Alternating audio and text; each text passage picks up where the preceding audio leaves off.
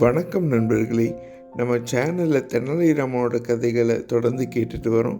இது வரைக்கும் கேட்காதவங்களுக்கு இந்த பிளேலிஸ்ட்டை இந்த வீடியோவோட எண்டில் வைக்கிறேன்.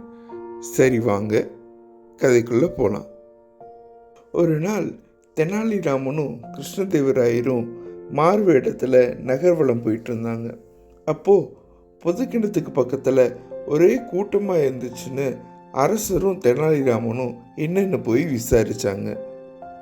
உடனே அங்கே இருந்தவங்க எல்லாரும், இங்கே நீர் இருக்கிற வாளி அடிக்கடி காணாமல் போகுது, புது வாளி வச்சாலும் யாரோ திருடிட்டு போயிடறாங்கன்னு சொன்னாங்க. இதை கேட்ட அரசர் தெனாலிராமன் கிட்ட திருடனை கண்டுபிடிக்கணும் அப்படின்னு சொல்லி சொன்னார். உடனே கிணத்து பக்கம் போன தெனாலிராமன் நிறைய காலடி தடம் இருக்கிறத பார்த்தாரு.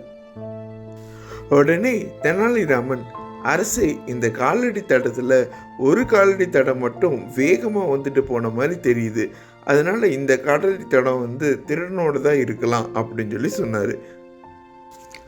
அதுக்கு அரசர், தெனாலிராமா, ஆனால் அந்த திருடனை எப்படி கண்டுபிடிக்க போகிறீங்க அப்படின்னு சொல்லி கேட்டார்.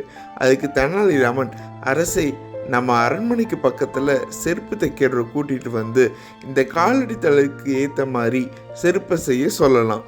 இந்த கிராமத்தில் இருக்கிற எல்லாரையும் அந்த செருப்பை போட சொல்லுவோம். யார் யாருக்கெல்லாம் அந்த செருப்பு பொருந்ததோ அவங்களையெல்லாம் நம்ம பாதாள சிறையில் வச்சு விசாரித்தா உண்மை தெரிஞ்சிடும் அப்படின்னு சொல்லி சொன்னார். அந்த செருப்பு தைக்கிறவரையும் கூட்டிகிட்டு வந்தாங்க. அவர் அந்த காலடி தடத்துக்கு ஏற்ற மாதிரி அளவெடுத்து அதுக்கேற்ற மாதிரி ஒரு செருப்பு தைக்க ஆரம்பித்தார். அப்போ தெனாலிராமன் மெதுவாக அவர் காதில் போய் என்னமோ சொன்னார்.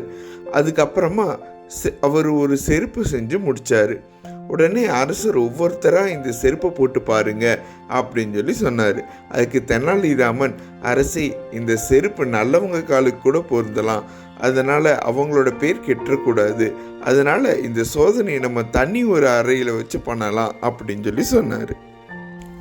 அரசரும் சரின்னு சொல்லவே கிராம மக்கள் ஒவ்வொருத்தராக போய் அந்த அறையில் வச்சிருந்த செருப்பு போட்டு பார்த்துட்டு தெனாலிராமன் கிட்டேயும் மன்னர்கிட்டையும் அந்த செருப்பு எங்களுக்கு சேருது, ஆனால் நாங்கள் திருட இல்லைன்னு சொல்ல ஆரம்பித்தாங்க.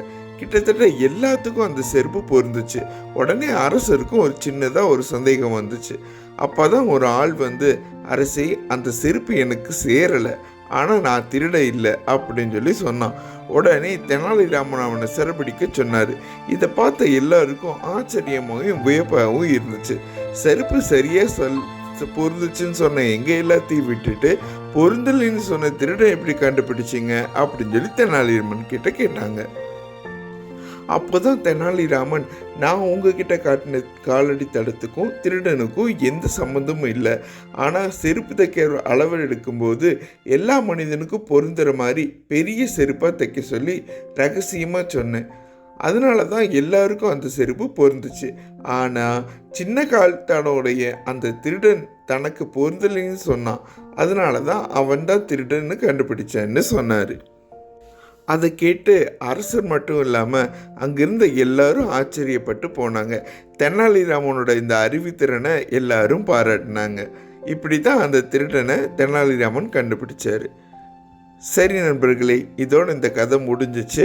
நம்ம சேனலை சப்ஸ்கிரைப் பண்ணாதவங்க சப்ஸ்கிரைப் பண்ணிக்கோங்க. நான் இந்த தெனாலிராமனோட கதைகளோட பிளேலிஸ்ட்டை இந்த வீடியோ எண்டில் வைக்கிறேன். நன்றி.